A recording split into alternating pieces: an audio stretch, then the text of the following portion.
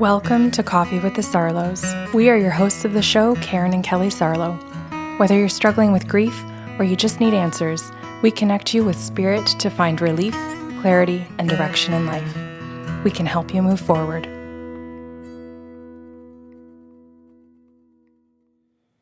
Good morning, Kelly. Good morning. I have a medium story today. I think this is hilarious. Do you have a medium good story, or do you mean like a story about mediumship? Oh, that's funny. Well, the client, and I'm going to give her the name Miley, asked to connect to her dad. So how do you classify that? It's fine. I just thought you were like, I have an okay story today. Oh, I see what you mean. I have a medium story today. Right. I'm just teasing you. Right. Okay. So Miley asks me if I can connect with her father, and he's so lovely and easy. He has such a beautiful energy. The way that he approaches is, I just feel love, gentleness, openness. It's just beautiful. So I think, okay, I'm going to describe his energy to her first. And I do. And Miley says to me, that is very much my dad. She goes, okay, keep going. And does he have any messages for me? And usually that's what clients ask, right? Do they have messages? But I like to also describe personality so that they get validations as to what that person was like. I'm also going to correct you and say that there are tons of people that don't necessarily even think that messages are going to be a thing. They want to know if you can tell them the color of their hair, how tall they were. Like, people are coming for different reasons. Yeah. So the fact that she says she wants messages from him is great. Yeah. Okay. And she's looking for specific things that day. And we don't always get the specific things the person wants. She managed to get some. And then, as you're going to hear, had to ask certain questions. And he does deliver on the questions for her. So it is a bit of a back and forth. So at the beginning, he says to me, I know you want some facts. He says, so I'm going to show you some things and tell you some things. He goes, I want to say that I died of a heart attack. And he says, not what she expected given my career. And I said, what do you mean? Because I'm not really thinking off the top of my head that careers mean that you've got a higher chance of dying. That my head didn't go to that. Oh, my head went to if he died of a heart attack, but not something you would have suspected given my career. I would have thought he might have been in like the health field. Like, you should know better. How did your heart give out? Which I know sometimes it's not controllable. It's genetics or whatever. It's just circumstance. But yeah, my head would go to like, oh, if you're in great condition, it makes no sense that you just dropped out of a heart attack. Right. Know? Yes. He was in the military. My heart would drop dead if I was in the military. Go on. Like, he's trying to point out that she would have expected to hear that he died in combat. Ah, okay. She thought he was going to go someplace and just not come back home. So when she hears he dies of a heart attack, and he gives this validation and says, you know, that's not what she thought was going to happen, or that was going to bring the end of my life. She was expecting the phone call or the people standing at the door in the military saying, he's passed, he's not coming back, or whatever they do, that she had expected that. So the heart attack was a shock to her. Mm-hmm. And I mentioned that, and I said about the military, I said, is all of that correct? And she said, oh, yeah, that's correct. So then she goes, just continue going, Karen. She says, this is great. She says, whatever else he wants to tell me. So I went back to her dad and said, okay, what else do you want to do? And he says, well, I want to say that what she's trying to do is that she, right now in her life, she's working on trying to connect to me. She's working on trying to hear me. She wants to know that I'm listening to her. She wants to know if I hear what she's saying, am I replying, or do I just hear her and it lays flat? I can't reply. Am I replying and she's blocked and it's her fault? Or is there something she can do that's different so that she can hear me? She wants to know why you can and why she can't if it's her dad. And I said, oh, that's all very fair. I think that's more than fair. Mm-hmm. And I said, what else do you want to say? He goes, well, tell her that. He says, because I want her to know that she's talking out loud to me, that she's talking in her head to me, that she's purposefully meditating, trying to figure it out. She's been trying yoga. He says she's been trying all kinds of things. She's tried, and I'm never going to say this word right. I don't think, so I'm just going to give it a try. Is it ayahuasca? Mm-hmm. Oh, I said it right? Mm-hmm. She's tried stuff like that to see if she can get into different dimensions in order to make a connection to me. And I said to him, well, when she tried ayahuasca, did she make a connection to you? And he goes, no, she didn't. And I said, is there a reason? Like, I think I know. I think I have an idea, but I would love to hear his. And he said, because that drug puts her into a certain vibration. That's how he explained it, a certain vibration that allows her accesses to certain levels of consciousness. And I thought that. So it was cool for me to hear it.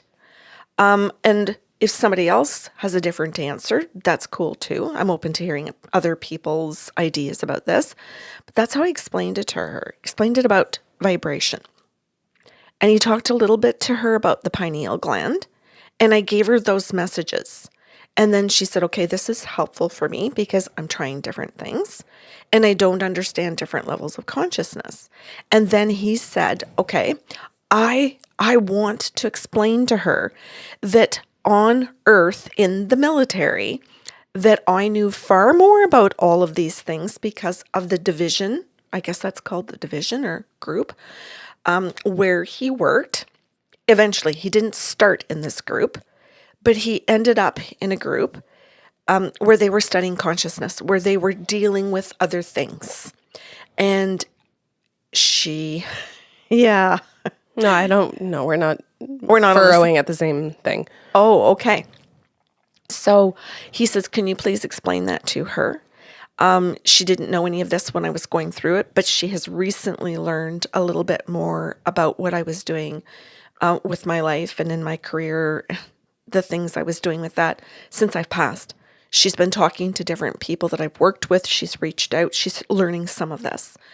And she doesn't know it all yet, but she's doing a good job.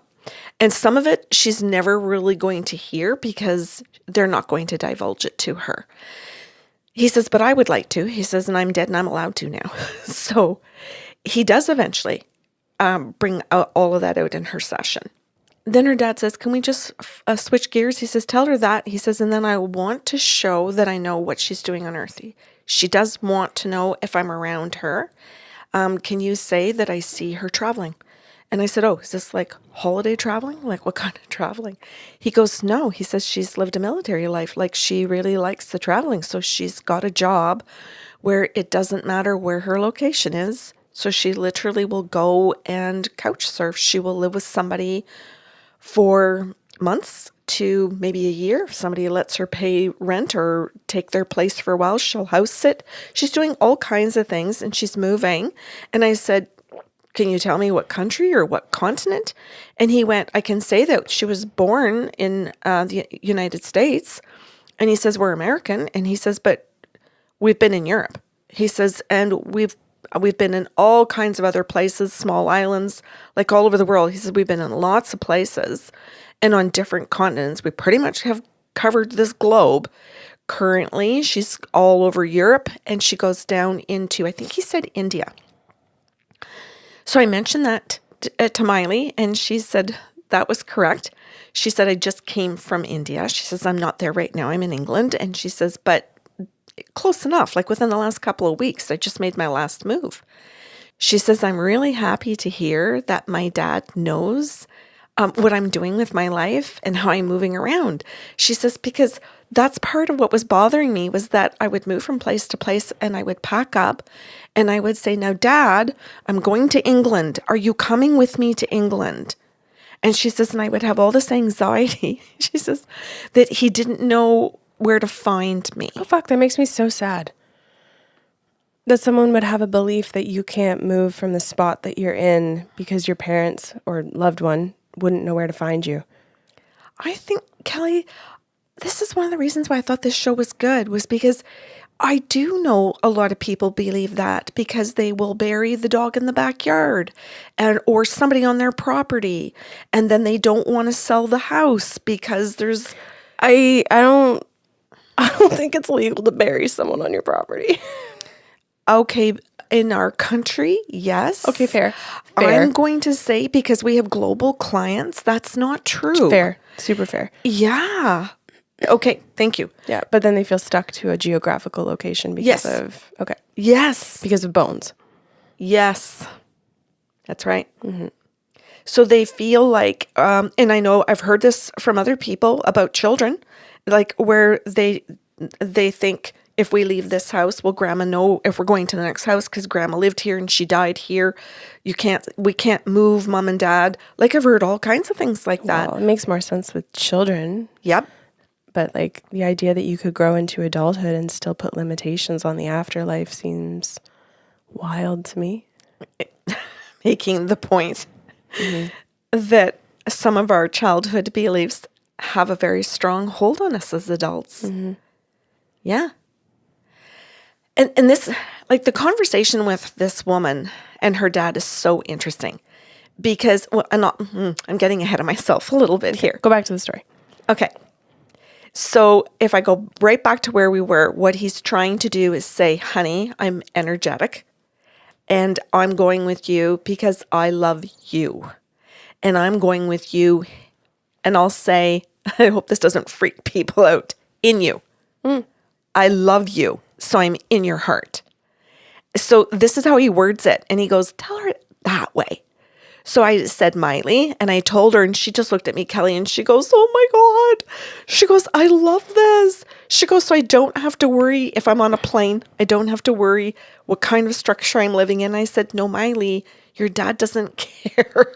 This makes me laugh lovingly because it's like, I can just imagine like a little spirit standing at an airport watching their kid, human child, get into an airplane and be like, fuck. You know, like, damn it. Do they get on a train or are trains limited to them? Like, where do we think their boundaries stop? Exactly. Can they not go on the outskirts of North Bay? You know, like, does transportation say no dead people, thank you very much? Like, it's so true, though, because without realizing that we have those core beliefs, we just do. And then we get into our suffering, our questioning, our worry, our anxiety. yeah, and I hope that people are listening to this and giggling when I'm bringing these things up. Anyway, go on. So he showed how she would get on trains. He showed how she was quite often she flew because she was going from continent to island sometimes. And sometimes it was by boat. He was showing going like over like a large ferry and she goes, oh my God, I did the ferry thing. I think it was like near Greece. I don't know if that makes Don't look at me and ask geographical questions. avert your eyes. If any teachers are not proud of me, it's my geography teachers. Okay, and if anybody's thinking, well, did her mom teach her geography? No. No, she yelled at me once in grade 6. I did? And we quit. Yeah, I had a really hard time remembering the capital of Saskatchewan. So what did I do? I won't do it like into the mic, but you were like, it's Regina! Oh.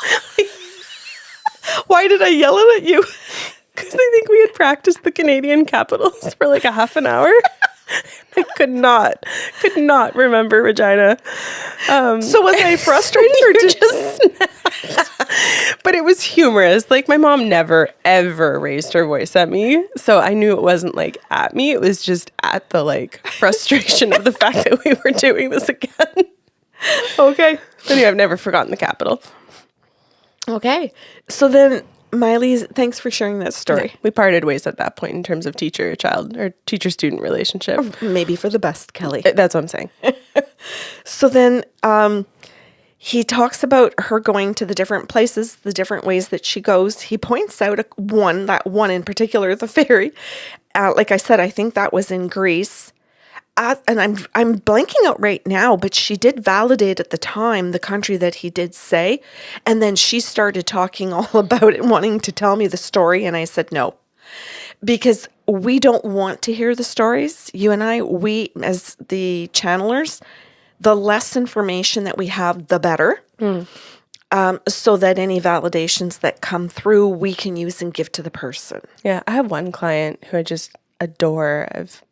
Most people know I don't do channeling for new clients anymore. I've kept a handful of people because I've moved to life coaching. I have one client that I see regularly, and after each session, within about 24 to 48 hours, I have the lengthiest emails with all of the affirmations that we don't want in sessions, because he'll say, like, I know you don't want the story. Nope, keep going. I know you don't want the story. But then he'll send me like the detailed, and he'll fill in the blanks of what I didn't understand about the messages to affirm the accuracy. And it's a lot of fun. I think I know who you're talking He's about. great. But you don't have to say anything. I would not. He, if it's the same person, I think I had seen him first many years ago. I think, and then he went to you because I told him he could go back and forth, and you're better than me. So Yeah, he fuck off. stayed with you, Fuck off. and I've never seen him again. So I'm super happy for him that he found a connection with you. And that you get those validations. You know what? Because he's a lovely person. He is. Thank you. Yeah. And actually, this is just like a little side note here. Karen is the best. And like, what I think is really cool through the years that we've seen with clients is that they'll say like the accuracy is the same, but people tend to enjoy our approaches a little bit differently, which I also find really funny because like, we have very similar personalities. We both will deliver an absolute ass kicking if that's what the guides want us to do. I don't know if it's just like not hit or miss, but different days where people get what they need and they think or attribute it to the human, which I just think is so not relevant. Oh, I see what you're saying. But I like that they make a connection and that they feel safe, to continue getting their ass kicked by one of us. But I don't think you and I do it more or less. It's just sort of maybe the delivery of language. I'm not sure. But you know what though, Kelly? I think you're right, because maybe some people would look at you at your age and think, yeah, I'd rather her because of who you are and at your age, and not just age, but maybe other things as well. I would have. If it was me coming in for a session with one of us, I would choose you. Oh. Because I've always been comfortable with older women. I've always been more comfortable with like mom figures teaching me, as opposed to peers. I just really had terrible relationships with peers and bullying and power over situations. So if given the choice, I'd always choose someone older than me. See, and I think sometimes people will not choose me because I'm an older woman and a mom figure or a grandma figure to some of them, because they don't like their moms or their grandmothers or both, and they look at me and go, "Oh, hell no." And anyway, we got off on a tangent. It's interesting though, because I think about people, who do listen to this regularly, who have seen both of us, and I can only imagine the conversations that they're having at us right now, as we continue to carry on with this podcast. Like just talking about their reasoning for who they've chosen or why they go back and forth between the two of us and what they get that's different or similar. Cool. Well, I invite people, we always invite people to email us with feedback so they can absolutely, if they're listening to this today and go, I've got a few things to say and want to put that on paper, you absolutely can. You can go to our website, thesarlos.com. Our emails are there, and you can send it to both or one of us. Yeah, we had someone recently to send in the most random testimonial. Oh, yeah. It was delightful. Like I haven't read it yet. I haven't worded that properly. She listened to one of the podcasts and was like, "Oh, I could write a testimonial for them." Aww. And like just randomly sent it to us, right? Like we didn't put a call to action out for people to do that, but it got me thinking, like, in a situation like this where people are thinking, what was my experience with them? How come I wanted to go back to one in particular? Like, if you feel inclined to write a testimonial, like, please send it our way. That is probably one of the kindest, most generous things that you could do, next to word of mouth. Anyway, back to your story. We're in Greece. Where are we going next? We're talking to Miley's dad. Yeah. Recapping here. Oh, yes. And he's saying things to me about what she's doing, and I start seeing churches, all kinds of different churches, which was so interesting to me, Kelly, to be able to see churches outside of North Bay. I have a very small geographical life of 62 years of living in one city my whole life, and knowing here in this little city what a synagogue would look like, what a different churches would look like, but it's very minor, right? Yeah, we don't have temples. We don't have like a variety of faiths. Yeah, we don't have ashrams. Like there's all kinds of things. I wouldn't even know all the words. We're getting the people, but we don't have the temples yet. Yes, that's very true. So time will change and that will be wonderful. So anyway, he starts showing me the different buildings, and some of them I had no clue what he was showing me. I need to explain my comment because I feel like some people are going to be like, that was so goddamn rude. Oh, what did you say? I said we're getting the people though. And I want to be clear about this. And this is something I think I've said before. This community, when you grew up, when I grew up, this was white. Oh, yes. This was the whitest fucking community that you could be in. I think we had one Black family, maybe two, right? And like everyone knew the Black family.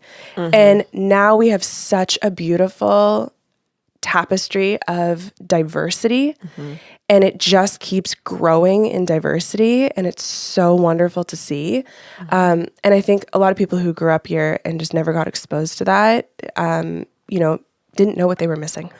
Yeah. In terms of culture, of all the ways that you can experience and love culture. And so North Bay has really grown that way. So I'm excited that as we get the influx of different faiths, of different ethnicities, we are also getting to be exposed to different lifestyles too, which is really cool. Oh yeah, and I've seen that change in my practice in North Bay and in the attitudes of people that come from different backgrounds and cultures, where they were already open to everything that we do, versus some other people. I'll just say some others. Yeah, and even like restaurants, right? Like we have restaurants that are owned now by different families, which I fucking love when they're owned by families, who just have a different level of customer service, a different level of care. And I feel like you can taste it in the food when that happens. So I'm just, it's super fun. So hearing Miley's kind of lifestyle, being exposed to all of these different experiences, knowing that it's happening here in different ways is exciting. Anyway, so he shows all these different buildings, and honest to goodness, Kelly, I get some that look like a hut. And it is the shaman's. It is, but I didn't understand. That should feel like home to you. Yeah. Thank you. You're like, clay. Yeah. So, and he's explaining to me that all through their life, they were homeschooled. And Miley says that's correct, actually. She says, I was homeschooled. And she says, does Dad have anything else to say about the homeschooling? And he said, well, yes. He says, that's the point I'm trying to make, is that we took you to all of these religious places so that you could understand that people everywhere we go have the right to believe what they want to believe. And that we need to know and we need to learn about their religions and their beliefs so we can be respectful of them. We need to understand these things and not be judgmental, but also be able to say, okay, is there something about my own faith or my own beliefs or my own thoughts or the way I live or the way I want to practice something that I want to change because I like what they do? So what they did was they might travel like from place to place, and all of a sudden, maybe if you take something like, I don't know, let's say Christmas, just as an example, but I'm not saying that's the right one. It's very non-specific. Yeah, okay. And then they would go like and learn from different faiths and different cultures what they do to celebrate or not celebrate that. Okay. That's good. And maybe then that it gave them as a family the choice, do we want to? Why do we? What do we believe? And what we believe, is it kind? Is it community? Is it honest? Does it mean that we have to persecute somebody else in order to believe what we believe? Well, this is really cool because you're actually putting faith through a filter of values. Yes. Which I don't think a lot of people think about, right? They choose a faith or they're born into a faith and they adopt the values without thinking about them, right? And I like this other way around Because if you're like, okay, what do I stand for? What do I want to stand for? Kindness, community, care, compassion, inclusivity, community, however you want to word these things. Find what you value and then develop a faith around those things.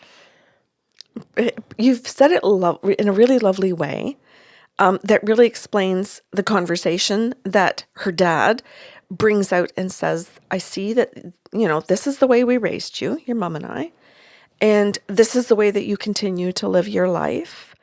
And I'm really proud of you. But I'm not just proud of you from afar. I'm within you. You're carrying me because you're mine. I love you. And we love each other. And so you're still going through your life on earth, but I still see you doing the same thing. And I still see you using the same filters.